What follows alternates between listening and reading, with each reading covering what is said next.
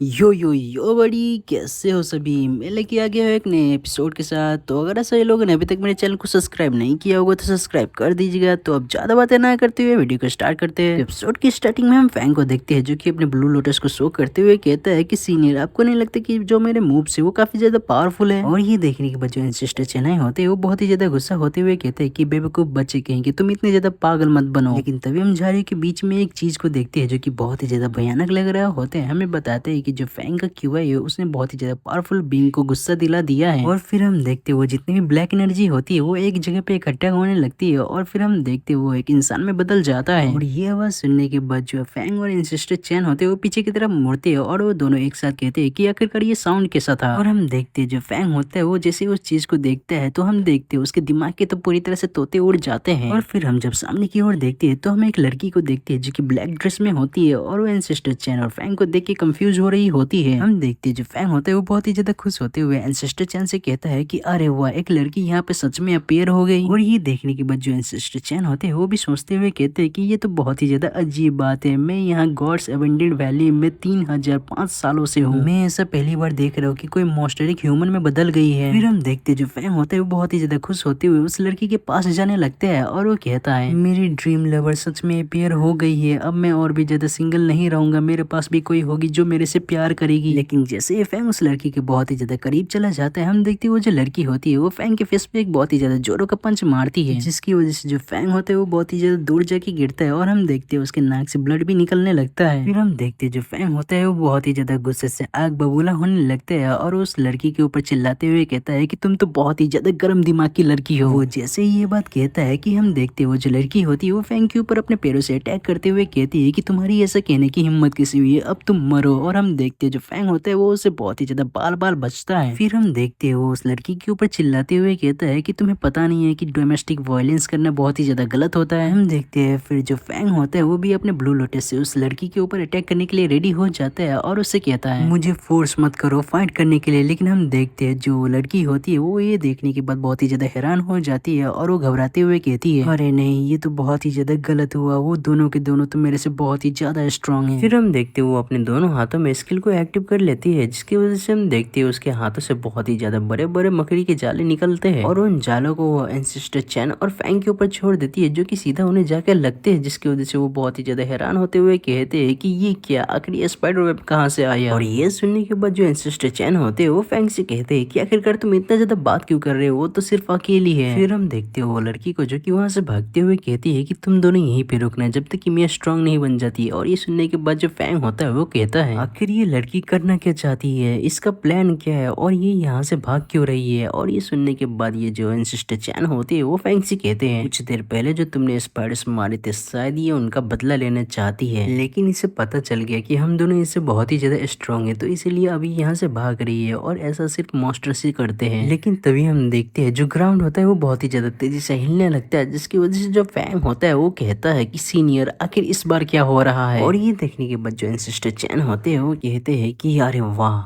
ये तो वो है, इसका मतलब जो गॉड्स अवेंडेड वैली है वो ओपन हो रहा है। फिर हम देखते हैं एक माउंटेन को जो कि बीच से कटने लगता है और उसमें से बहुत ही ज्यादा लाइट निकल रहा होता है। फिर हम देखते हैं वहाँ पे एक पोर्टल ओपन हो जाता है। फिर हम देखते हैं कि पोर्टल में से कोई निकलता है और हम देखते हैं वो 3 लोग होते हैं, जिनमें से 2 लड़के और एक लड़की होती है। उनमें से जो पहले वाला बंदा होता है वो सामने की ओर देखते हुए कहता है, तो ये है गॉड्स अवेंडेड वैली। फिर वो बंदा अचानक से चुप हो जाता है और फिर हम देखते वो अचानक से बहुत ही ज्यादा खुश होते हुए कहता है कि ये बात हमने कर दिखाया। और ये सुनने के बाद वो जो लड़की होती है वो कहती है, ये तो बहुत ही ज्यादा अच्छे की बात है सीनियर ब्रदर। फिर हम देखते हैं उसी बंदे को जो कि आसमान की ओर देखता है और चिल्लाते हुए कहता है, जो एंशियंट बुक्स थी वो गलत नहीं थी, हर 3600 सालों में जो गॉड्स अवेंडेड वैली है वो रीओपन होती है। सभी लोग ध्यान से सुन लो, अब हमारे पास मौका है 1000 एथम वैली को रिसीव करने का। फिर सीन शिफ्ट होते ही हम एंसेस्टर चैन को देखते हैं जिनका कुछ महसूस होता है और वो फैंग से कहते हैं कि कुछ लोग गॉड्स अवेंडेड वैली में इंटर हुए हुए हैं। और ये सुनने के बाद जो फैंग होता है वो कहता है क्या वो लोग ट्रेजर हंटर्स है जो कि ट्रेजर को ढूंढते हुए आते हैं। कल्टीवेटर्स एक्चुअली यहाँ पे आते हैं और बहुत ही ज्यादा चीजों को डैमेज कर देते हैं। वो लोग आइसोलेटेड प्लेस में जाते हैं ट्रेजर्स को ढूंढने के लिए। वो लोग तो सच में बहुत ही ज्यादा बड़े वाले बेवकूफ है। हेवन एंड अर्थ के ट्रेजर्स को छोड़ो, जब यहाँ पे बात जीने की आती है तो यहाँ पे सिर्फ एक ही चीज है जिसको खा के हम इंजॉय कर सकते हैं, जो कि है ब्लैक जेट स्पाइडर। ये जो एंसेस्टर है